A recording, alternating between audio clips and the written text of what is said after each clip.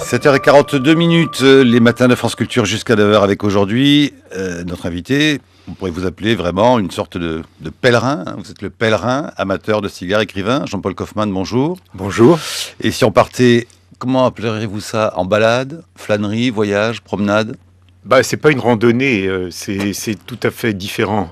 Je suis parti à pied avec un sac à dos le long d'une rivière, mais bon, il y a une certaine platitude. Le randonneur, lui, il aime le relief, les montagnes russes, les dénivellations, tandis que là, c'est une remontée assez plate. Et voilà, donc un jour, un beau jour, on ne sait pas bien pourquoi, peut-être ne le savez-vous toujours pas, encore que vous avez décidé de remonter à pied la Marne jusqu'à sa source, de Charenton-le-Pont jusqu'au cœur du plateau de Langres. Et remonter la Marne, c'est donc le titre de votre dernier ouvrage paru chez Fayard. On se trouve entre rêveries de promeneurs solitaires, carnet de route, dotation journalistique, leçons d'histoire. Bref, il y a comme un assemblage de plusieurs personnages, de plusieurs faits, de plusieurs moments qui constituent un peu ce qu'au fond, peut-être il y a un an, lui, Raymond Depardon, a appelé son journal de France. L'histoire avec un grand H, et les histoires sont omniprésentes dans votre livre.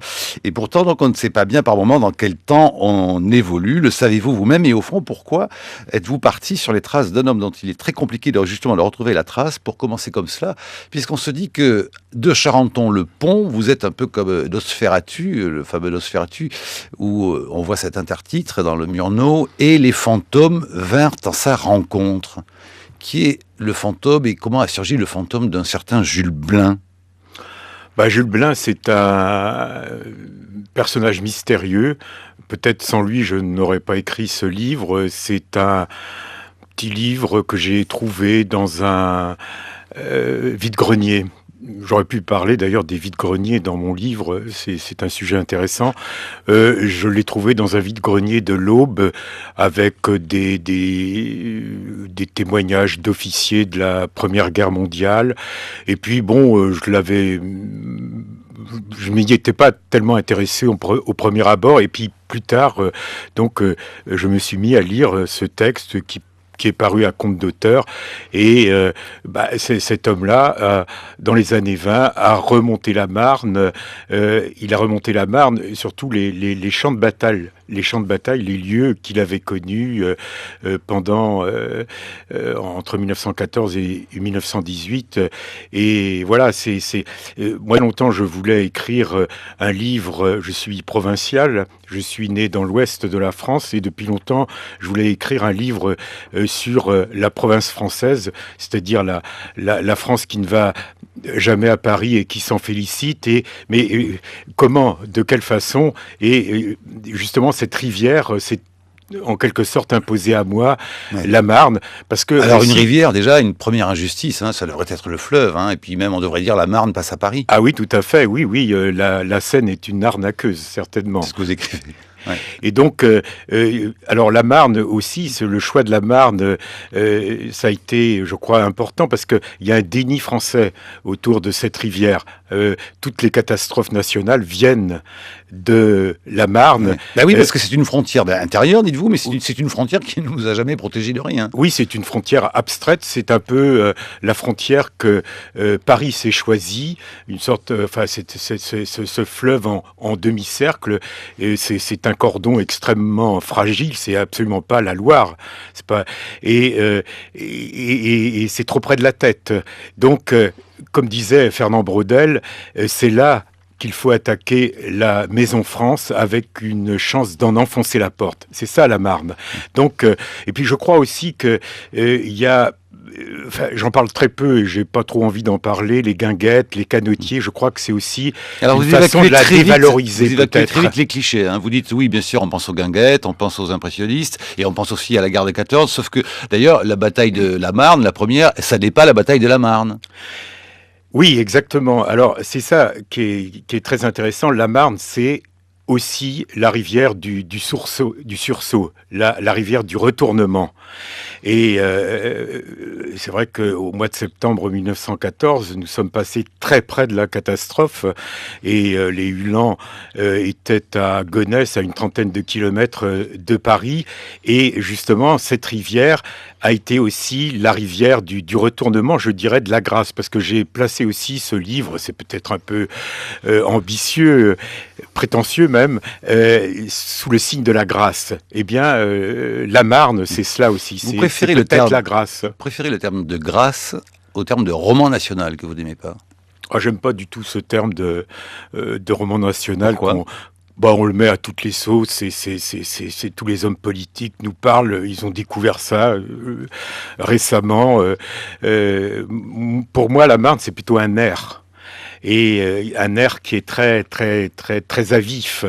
Et il faut pas toutes les excitations intérieures ou même extérieures viennent de ce nerf. C'est pour ça que je trouvais intéressant de remonter cette rivière, parce que remonter la Marne, c'est pas la descendre. Oui, alors pourquoi vous préférez la remonter? On a l'impression presque que c'est comme une réponse, un pied de nez à votre ami Gérard Rondeau, qui lui, il avait descendu, qui avait même fait un film. Vous vous dites non, je vais remonter, en prenant à la fois, au fond, presque le cliché de remonter à la source. Oui, d'accord, Jean-Paul Kaufmann, mais quelle source?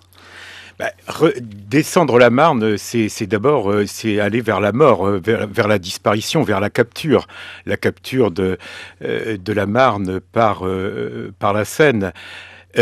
Tandis que la remontée, c'est aller vers le commencement, vers la naissance, vers la vie. Puis j'aimais bien cette idée d'aller à contre-courant.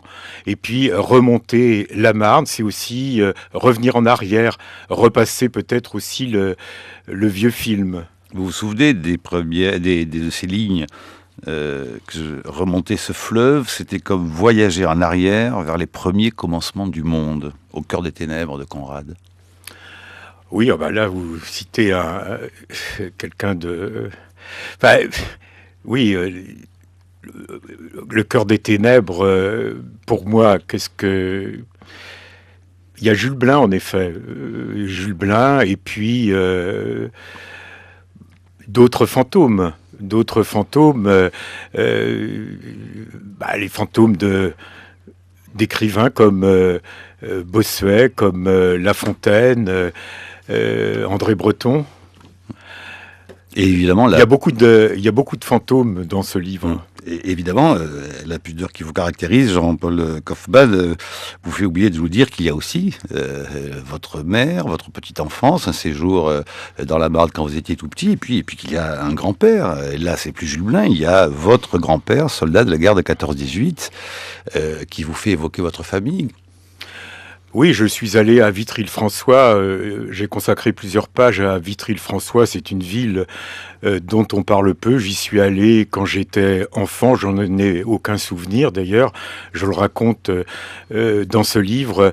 C'est l'occasion pour moi d'ailleurs de parler de cette ville qui a été détruite 5 fois, je crois. Je pense pas qu'il y ait de ville qui ait été aussi ravagée dans son histoire, mais on n'en parle jamais.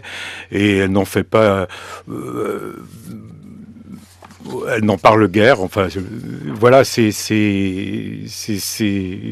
oui, c'est des souvenirs personnels. C'est le souvenir de mon grand-père, Georges Kaufmann, qui, comme tant d'autres, a participé à la contre-offensive de la Marne. Il se trouvait à Condé-Sainte-Libière. Il faisait partie de cette armée des frontières qui a reflué et qui a été d'ailleurs la grande surprise de cette bataille, beaucoup plus que les taxis, c'est-à-dire que Joffre, c'est l'homme du train, c'est un as de la logistique et il a compris qu'il fallait rapatrier très rapidement tous ces soldats là en débandade. Il en aurait besoin autour de Paris et ça a été la grande surprise des Allemands de voir surgir sur leur flanc cette armée, la 6e armée qui a eu un rôle capital dans cette contre-offensive. Et tout d'un coup, donc, sur le chemin entre les paysages urbains qui sont à la fois nostalgiques et qui tout d'un coup va surgir la modernité,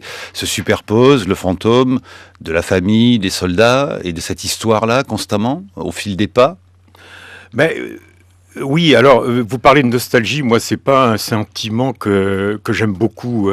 On sent que vous cherchez à l'éviter régulièrement, en tout cas à contrecarrer quand ce sentiment peut arriver, à contrecarrer cette idée de nostalgie. Oui, je parle du passé, bien entendu, mais la nostalgie, c'est un sentiment que je n'aime pas.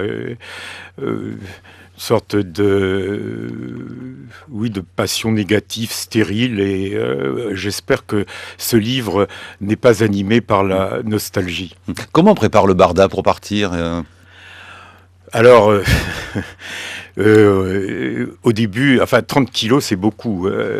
Je pars avec 30 kilos. On part toujours avec des choses en trop. Oui, et puis bon, les je me jumelles. suis délesté à mesure que j'avançais.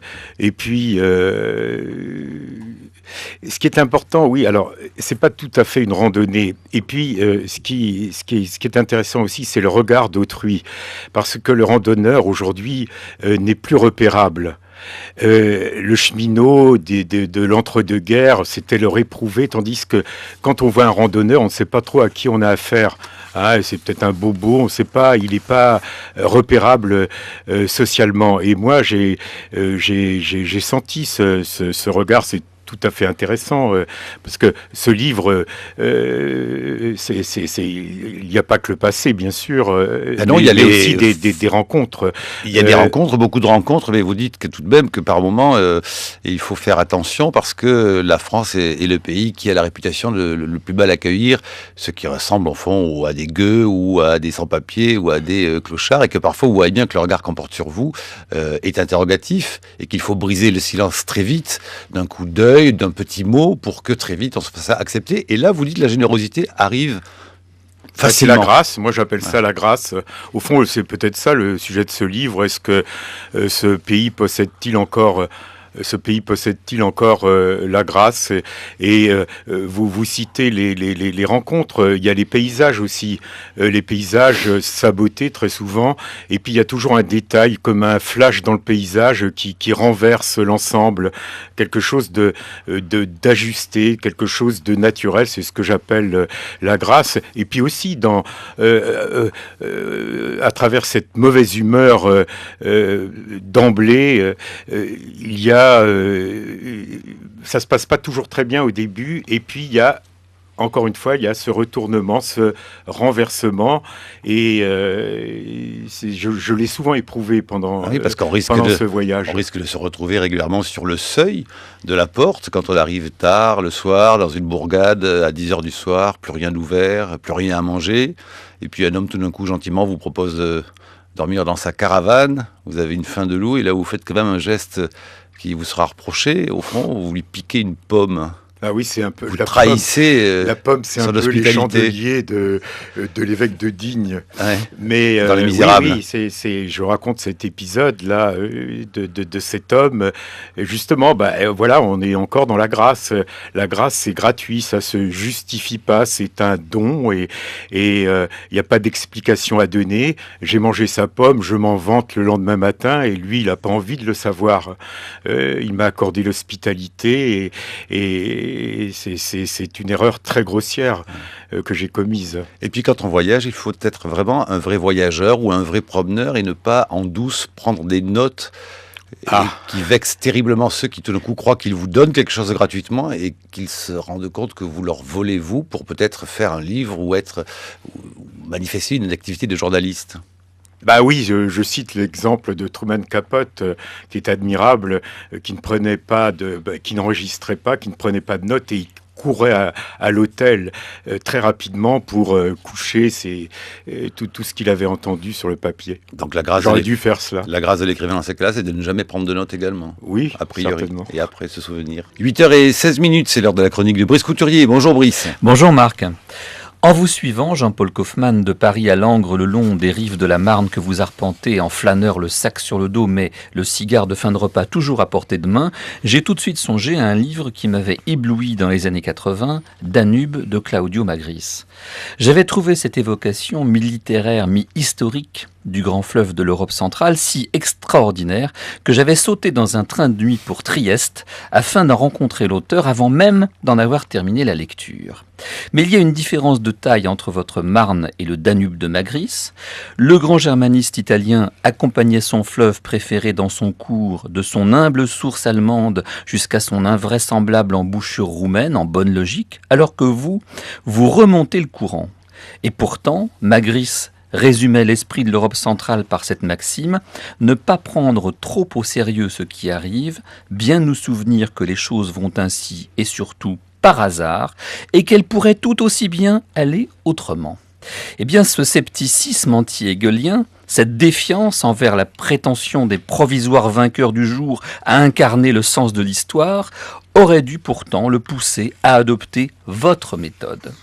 Lorsqu'on épouse le cours des choses, il est en effet tentant de leur accorder le privilège de l'inéluctabilité, de décréter qu'il ne pouvait pas en aller autrement.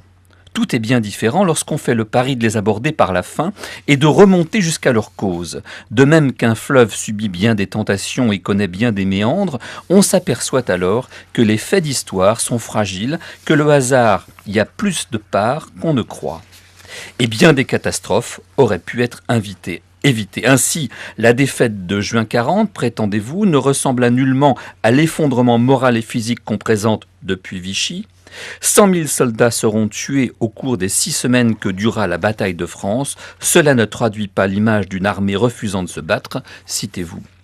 Pas étonnant que parmi toutes les périodes de l'histoire de France que vous évoquez, chemin faisant, celle qui a votre préférence soit l'Empire. Parce que, dites-vous, je vous cite, « Dans le sillage de la Révolution, tout fut possible pour ces hommes issus du peuple ». Vous n'aimez pas trop les choses ou les gens arrivés, vous préférez les virtualités, les situations encore ouvertes, les lignes de fuite, les personnalités en mouvement. Mais vous l'écrivez, si vous avez décidé d'aller dans le sens inverse du courant, c'est par désir inconscient de revenir en arrière, au début. Vous voulez exorciser la malédiction du temps qui, comme dans le corbeau d'Edgar Poe, nous répond toujours à nos questions, mais plus jamais. J'ai attendu longtemps la réponse à la question « Mais pourquoi la Marne ?» Elle figure page 158. Parce que la Marne, écrivez-vous, est la frontière intérieure que le pays s'est choisie. Une ligne de démarcation doctrinale, abstraite, à la limite de l'absurde. Une fois cette ligne franchie, la patrie est proclamée en danger, le cordon déclenche la sonnette d'alarme nationale. Nous vivons dans un pays en paix, tellement que certains l'ont accusé d'être sorti de l'histoire. Vous êtes, vous, au contraire, hanté non seulement par la mémoire des grands écrivains qui ont poussé au bord du fleuve, La Fontaine surtout, mais aussi Bossuet, Simenon et tant d'autres, mais par le souvenir de nos guerres. Vous vous inquiétez, par exemple, de ce que vont devenir nos monuments aux morts, dont l'entretien coûte si cher. Comme dans plusieurs livres récents inspirés par des voyages en France, je pense en particulier à celui d'Éric Dupin, j'ai cherché dans le vôtre le visage de mes compatriotes. J'y ai trouvé le portrait moral d'un pays de petits propriétaires méfiants qui n'ouvrent pas volontiers leurs portes. Mais peut-être, si l'on vous suit bien, s'agit-il de se ménager des havres de tranquillité pour goûter les plaisirs d'une intimité de résistance face à l'humeur maussade qui règne ces temps-ci dans l'Hexagone. Comme on sait par les sondages, le Français est persuadé que tout va mal en son pays, mais que lui-même s'en tire plutôt bien pour le moment.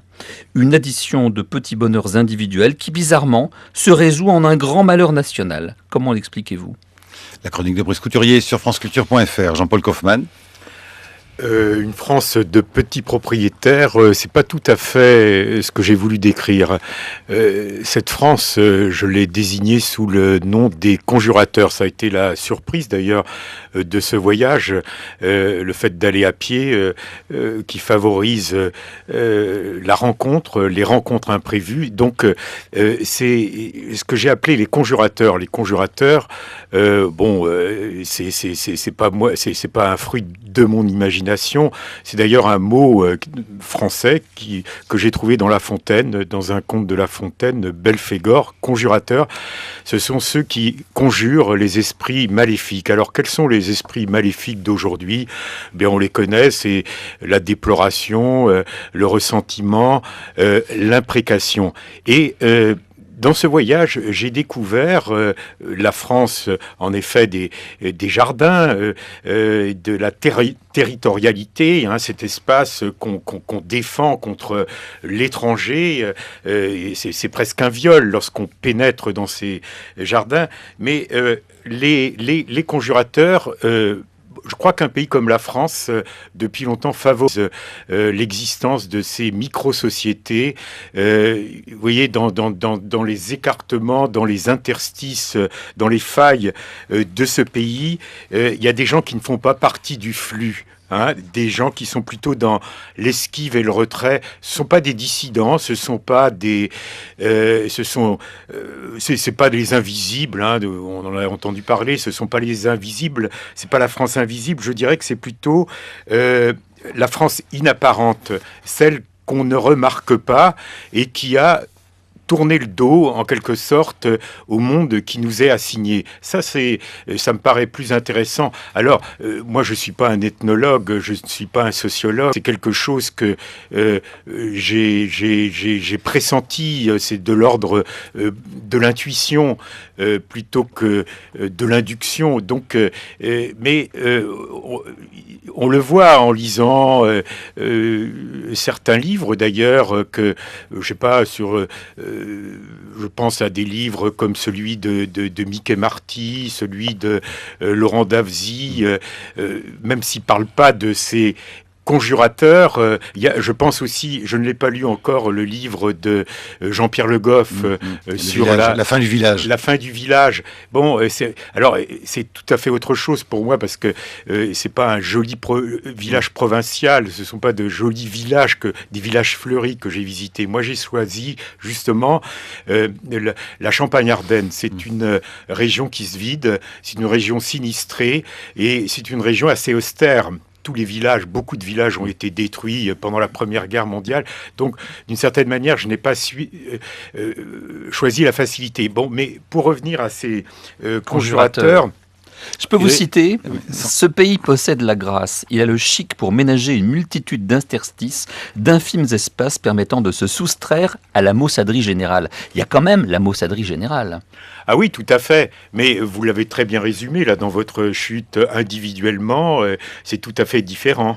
Mais au total, c'est tout à fait autre chose. C'est le paradoxe. Qu'est-ce qui se passe dans un pays pour que l'addition des bonheurs individuels produise un malheur collectif ? Alors là, ça c'est... Jean-Paul Kaufmann. Oui.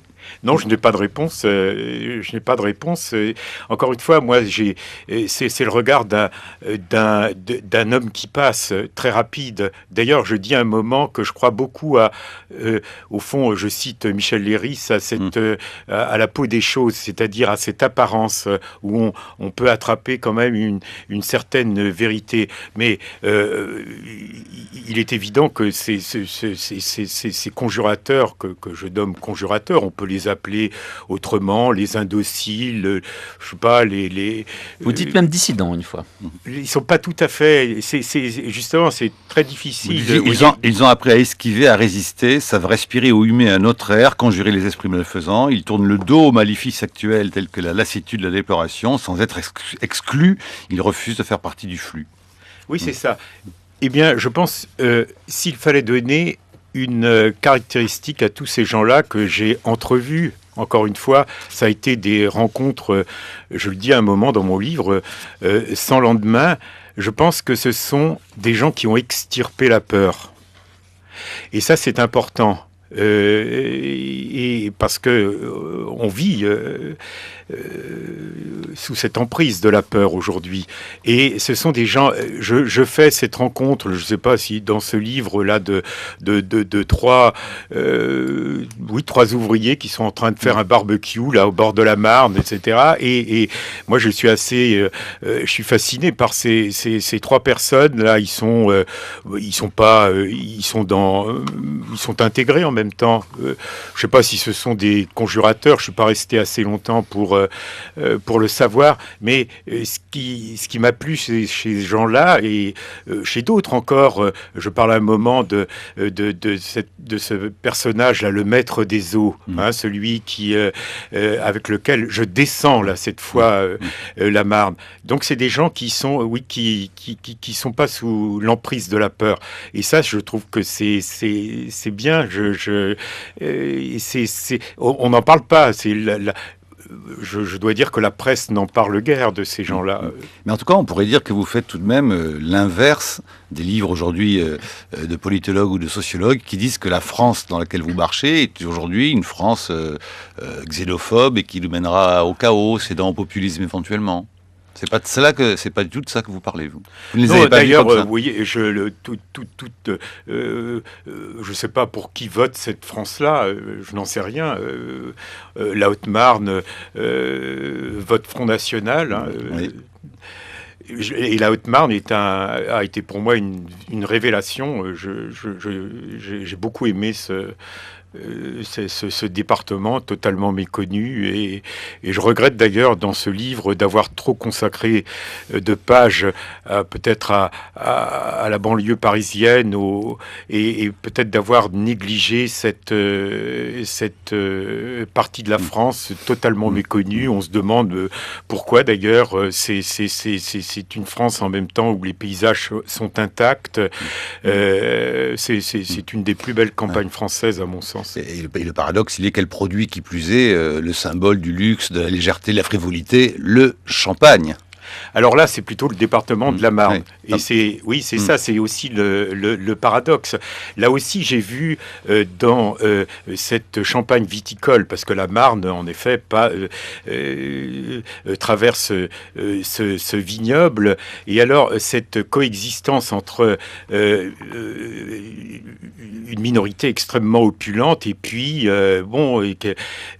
quelque chose, une France qui va un peu à volo. En apparence, parce que moi je pense qu'au-delà de ces villages que j'ai découverts, de ces trottoirs défoncés, de ces églises fermées, de ces façades mal entretenues, eh bien il y a une vie, il y a une autre vie qui se déroule, qui est faite de solidarité, de générosité. Je sais bien que ça fait rire peut-être ces choses-là aujourd'hui, de générosité, de dons, de grâce. Encore une fois, moi je pense que j'ai voulu écrire ce livre pour savoir si ce pays encore avait la grâce. C'est peut-être la question qui anime toutes ces pages.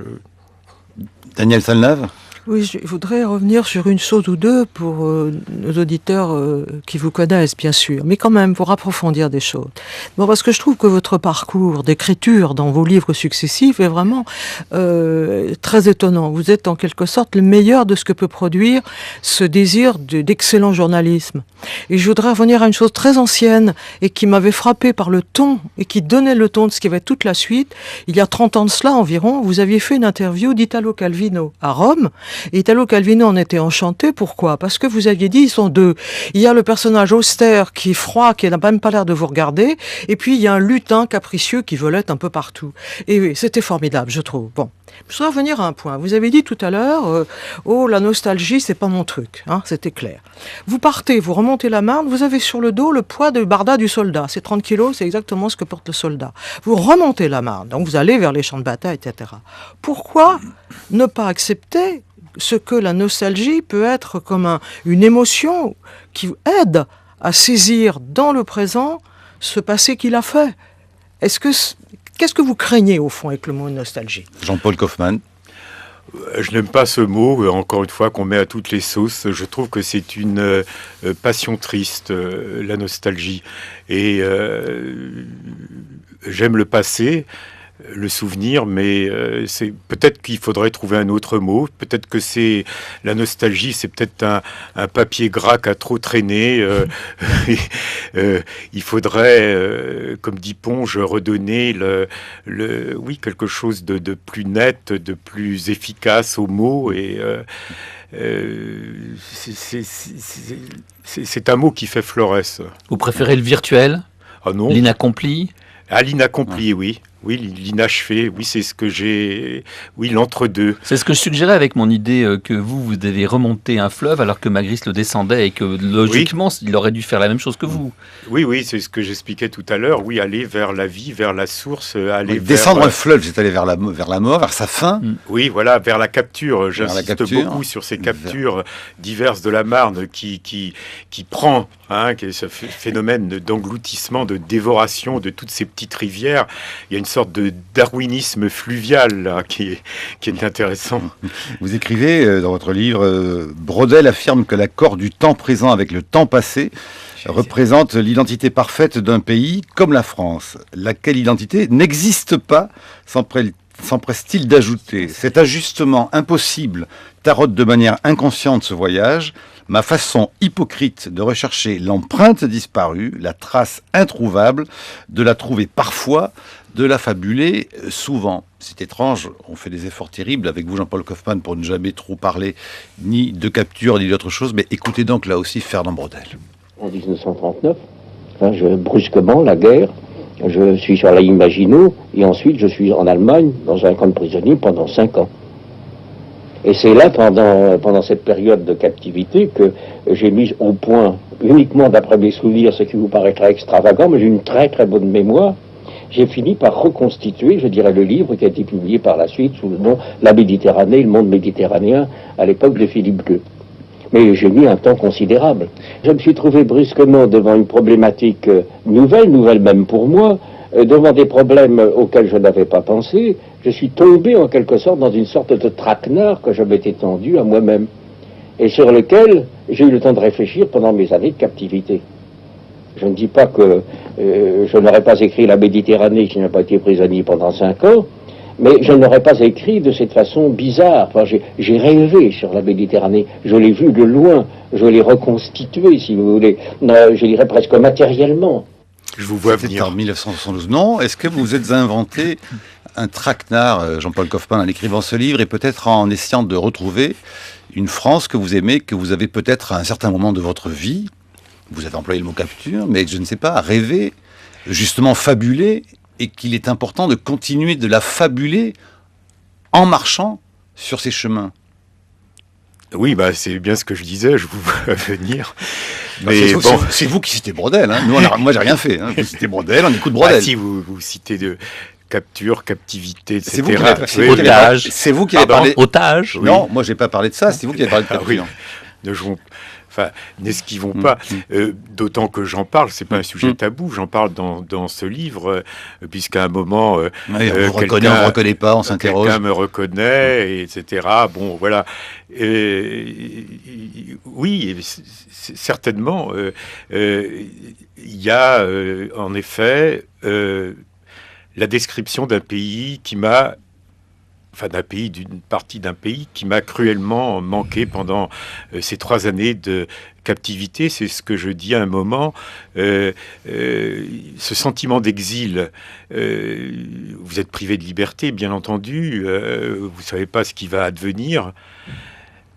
Parce que la finalité de l'otage, c'est d'être exécuté. Donc... oui,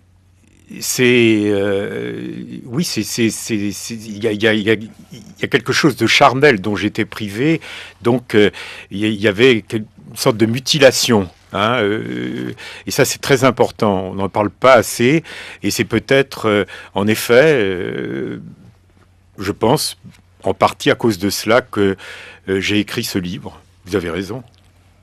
La France vous manquait quand vous étiez dans les geôles du Hezbollah ? Oui, bien sûr. Bien sûr, oui, ce lien charnel, parce que c'est un pays que j'aime, et en effet, et puis que je pensais que j'allais peut-être pas le revoir, donc et que c'en était terminé, que j'allais, je l'avais peut-être pas assez dégusté. La dégustation, c'est important. Parce qu'il faut toujours partir en voyage avec de bons cigares. De bons cigares, et puis j'ai fait ce voyage aussi parce qu'il y avait le champagne. Faut pas. D'ailleurs, c'est intéressant parce que les voyages comme cela, il faut pouvoir parfois s'en détourner, trahir le but, comme filer à l'anglaise dans un endroit qui n'est pas directement lié justement au trajet initial, incartade, petit déplacement sur la tombe de Dom Pérignon, qui n'est quand même pas tout à fait au bord de la Marne. Pas très loin, mais Ouais. oui, mais ça c'est intéressant parce que évidemment, Dom Pérignon, j'avais envie d'en parler. Et pour moi, ce qui m'a toujours plu chez Dom Pérignon, il n'a pas inventé le champagne. Il a inventé quelque chose qui est peut-être plus important. Il a inventé l'assemblage. Mais ce qui est plus intéressant encore, s'agissant de Dom Pérignon, c'est que c'était une grande figure, enfin une figure en tout cas du jansénisme champenois. La Champagne a été très marquée par le jansénisme, d'ailleurs comme notre pays. Je pense que c'est quelque chose qui est très important. Et il y a ce paradoxe de savoir que le champagne, symbole du luxe, de la fête, a été inventé par... Il n'a pas été inventé, mais par un janséniste, Dom Pérignon, qui est enterré en effet à l'abbaye d'Auvillers, qui est un peu plus haut que Cumières, au bord de la Marne. Et alors, c'est ça aussi qui est intéressant. Le champagne, là, on est encore dans le domaine de la grâce, vous voyez. Parce que avant l'effervescence, avant l'assemblage, c'est quelque chose de très ingrat. Ces vins clairs sont très raides. Et puis, par... le miracle, un renversement encore, un retournement de l'assemblage et de l'effervescence, eh bien, nous allons avoir ce champagne. Et puis la grâce, et c'est très important dans le jansénisme, quand même. Et puis, c'était une manipulation dangereuse. Vous racontez, moi je ne le savais pas, que dans ce pays où les obus tout de même sont tombés, la bouteille de champagne constituait un danger pour les viticulteurs qui le manipulaient, parce qu'elle pouvait exploser à tout instant quand on maîtrisait mal la question de la pression et du gaz, et que donc on parcourait les caves avec un casque. Oui, c'était avant 14. Oui. Jean-Paul Kaufmann, il est surprenant pour moi de constater que les journalistes à l'AFP, au Matin de Paris, à l'événement du jeudi, que vous avez été, semblent se tenir si peu au courant des nouvelles. Vous ne voyagez pas avec une petite radio, et de temps en temps, l'actualité, entre guillemets, ou le tintamarre ambiant surgit dans le chemin. Une allusion très courte, très brève, par exemple, à Tarnac. Mais il faut se prémunir de ne pas se laisser emporter par justement ce qu'on appelle ici l'actualité, le temps qui file, le tintamarre. Oui, il y a de très brèves allusions en effet à l'actualité, Tarnac, Nelly Crémel aussi, cette joggeuse qui avait été... c'est 3 ou 4 lignes, mais je tenais à parler aussi de ces personnes-là. Mais j'ai beaucoup éliminé, il y a beaucoup d'autres personnages dans ce livre.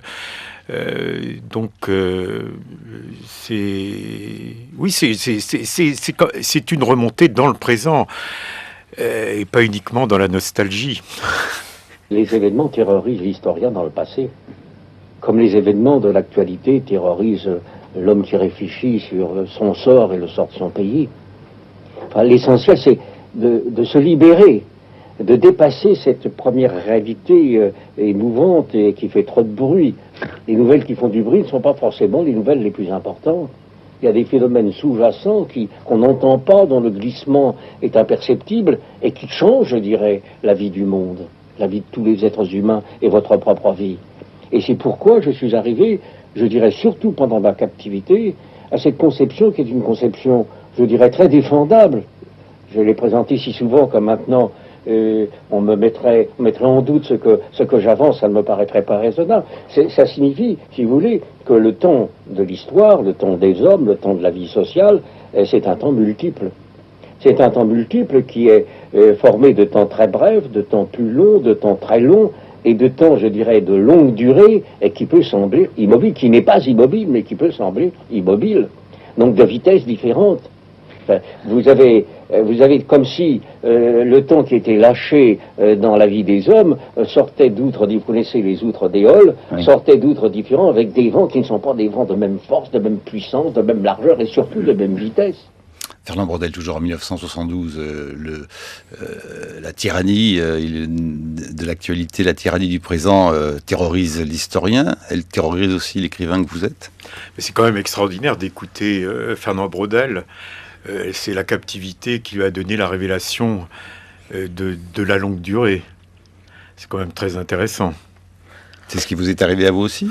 Oh, à un autre niveau. Mais votre intérêt pour Fernand Braudel, il vient bien de cette question de la réflexion sur le temps. Qu'est-ce que le temps multiple? D'ailleurs, avec ce mot multiple, on retrouve la notion de l'assemblage de Dom Pérignon. Oui, c'est vrai. Mais vous savez, quand on écrit un livre comme celui-là, on part toujours sur les traces de quelqu'un, hein, de Michelet, de Taine, de Vidal de Lablache, de Fernand Braudel, de Gracq, de Marc Bloch. De Marc Bloch, de Jacques Lacarrière. Oui, justement. D'ailleurs, je parle pas du Marc Bloch de L'étrange défaite, parce que il y a des textes extraordinaires de Marc Bloch sur la guerre de 14 et plus particulièrement sur la bataille de la Marne, où il évoque justement cette histoire de patriotisme, mourir pour la patrie. Hein, il pose la question, il se dit d'ailleurs pourquoi est-ce que ces gens-là qui vont se faire tuer, mourir pour la patrie, n'y pensent pas. C'est plutôt le point d'honneur qu'il dit, c'est la fidélité aux camarades. Et je trouve ça très intéressant. Oui, c'est très beau cette description, les premiers moments de la bataille de la Marne à son niveau. Je dis que ça ressemble un peu à la route des Flandres de Claude Simon. Il y a des détails tout à fait inattendus, un sac de pommes de terre, d'un cadavre qui tombe, etc. C'est très beau, c'est saisissant ces pages sur les premiers affrontements de la Marne. Brice Couturier. Je ne savais pas, Marc, que Braudel avait eu l'intuition de son chef-d'œuvre sur la Méditerranée en captivité pendant ces 5 ans. Mais par contre, je savais que Emmanuel Berle, qui commençait à écrire 2 discours pour Pétain à Vichy avant de filer parce que la Gestapo était assez trousse, se réfugier dans une maison de campagne qu'on a mis à sa disposition, s'est beaucoup ennuyé pendant cette occupation où la Gestapo le cherchait. Et qu'est-ce qu'il a fait pendant ces 3 ans d'ennui? Il a écrit une histoire de l'Europe, sans notes, de mémoire. C'est une histoire magnifique d'ailleurs, en 3 volumes extraordinaires. Donc, qu'est-ce qui se passe en captivité pour que d'un seul coup, des souvenirs aujourd'hui, si je vous demandais d'écrire Jean-Paul Kaufmann, une histoire de France, vous auriez bien du mal, mais apparemment, quand on est retiré du monde, menacé de mort pendant plusieurs années, quelque chose se produit du côté de la mémoire, du souvenir, pas de la nostalgie, rassurez-vous, qui fait qu'on a envie de se mettre à écrire, de récapituler ce qu'on croit savoir, et toujours dans l'optique de renouer avec ce qui vous est le plus cher. Qu'est-ce qui s'est passé donc pour que vous ayez décidé d'arpenter la France? Est-ce que c'est lié, que je reviens à la question de Marc, avec votre captivité, votre détention, ou est-ce que c'est plus récent parce que vous trouvez que quelque chose se transforme dans notre pays qui mérite d'être relevé? Jean-Paul Kaufmann. Sans doute les 2 choses à la fois. Je dis un moment justement que je me sens intoxiqué parfois. Hein, par la France, par sa littérature, par son histoire, en état de dépendance psychique et physique. C'était aussi pour moi une manière de d'élucider tout cela. Mais pour revenir à la première partie de votre question, le fait aussi, bien sûr, d'avoir été privé de crayon, de pouvoir écrire pendant une bonne partie de ma captivité. C'est vrai qu'il y avait, quand je suis revenu, il y avait un trop plein là. Il fallait en quelque sorte délester, parce que moi j'étais journaliste, je reste journaliste, mais j'écrivais des livres, je commençais des livres, j'étais un vélitaire de l'écriture. Ils étaient jamais achevés. Alors est-ce que je me suis mis à écrire en effet après 1988, est-ce que je ne sais pas, je suis incapable de répondre à cette question. Est-ce que s'il n'y avait pas eu cette épreuve, je ne sais pas s'il serait advenu. Je n'ai pas de réponse à ce sujet. Mais l'intoxication, ça, c'est quand même c'est une part importante. Daniel Selnat. Je suis frappé de ce que vous venez de dire, c'est-à-dire ces longues périodes pendant votre détention où vous étiez privé de la possibilité d'écrire. C'est très intéressant de penser que dans votre votre livre, vous montrez, au contraire, tout le prix qu'on peut attacher au fait de se priver volontairement d'écrire. Dans la journée, vous n'écrivez pas sur votre carnet comme Truman Capote que vous citez, c'est après. Ça veut dire qu'il y a un exercice de mémoire qui doit se faire avant. Mais je suppose que, comme le dit quelqu'un dans ce livre, ce qui n'est pas écrit est à jamais perdu. Est-ce que parfois vous pensez que ne pas avoir de papier et de crayon pendant cette période de votre détention a été une perte irréparable ? Jean-Paul Kaufmann. Une perte et aussi un atout. Parce que, il y a l'imaginaire. Je dis souvent d'ailleurs, puisqu'on parle encore de... On n'y coupe pas, hein, je dis parfois d'ailleurs que c'est une sorte de... C'était un second enfermement, mais là, il n'y a pas de délivrance possible. C'est jusqu'à la mort. Mais bon, il faut assumer tout cela. Je dis, j'ai écrit un jour que je n'avais jamais éprouvé un tel sentiment de liberté parfois pendant cette captivité par l'esprit. Le corps, évidemment, était derrière les barreaux, mais en même temps, comme un elfe, là, cette capacité à s'extraire de la cellule où vous vous trouviez. Et jamais je n'ai éprouvé cela depuis. Bon, puis il y a l'imaginaire, donc, qui marche à plein tube, si j'ose dire. Hein, donc, et ça, c'est... Je pense que si j'avais écrit, les choses auraient été peut-être différentes. Oui, c'est là, je me voyais d'ailleurs à la fin comme je connais pas le bouddhisme particulièrement, mais au fond comme une sorte de moine zen. C'était une très curieuse situation. L'esprit tenait, mais j'avais peur. En effet, c'était le corps. C'était le corps qui m'inquiétait. Est-ce qu'il va tenir ? Est-ce qu'il ne va pas faire défaut ? C'était ça mon souci. Écoutez, on va vous délivrer, terminer sur une note plus légère, comme des volutes de cigares. C'est vrai donc qu'un cigare peut racheter un mauvais repas ? Ah oui. Oh là, oui. Alors là, on n'en a pas assez parlé parce que écoutez, c'est tout ça. Tout ça, ce sont des sujets très graves, très sérieux. Mais il y a le champagne, il y a la gastronomie, et j'ai pas été gâté de ce point de vue-là. Comme nous nous soucions de votre santé, Jean-Paul Kaufmann, et que nous sommes ici, nous, très politiquement corrects, nous vous invitons à tenter tout de même de fumer le cigare électronique. Reportage de Christophe Paillet et Antoine Beauchamp. Comme pour le meilleur des vins, un habano est une œuvre maîtresse cultivée dans une tradition de perfection. Dans les mains, j'ai un très beau cigare électronique. Dernière nouveauté de notre époque, à savoir donc une partie ici en bas correspond à la batterie. Un liquide fait d'eau, de glycérine végétale. C'est vrai qu'on se rapproche pas mal du vrai cigare. Il y a une feuille roulée autour de la batterie, donc qui imite pas mal l'aspect du cigare, c'est vrai.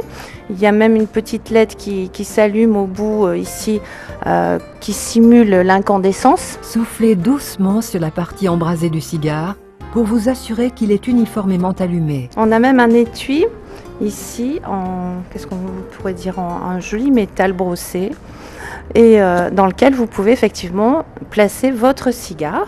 Voilà, c'est vrai que c'est assez joli hein, comme aspect, comme quand on découvre son petit coffret à cigare, c'est vrai que c'est agréable. Il faut respecter 2 principes de base.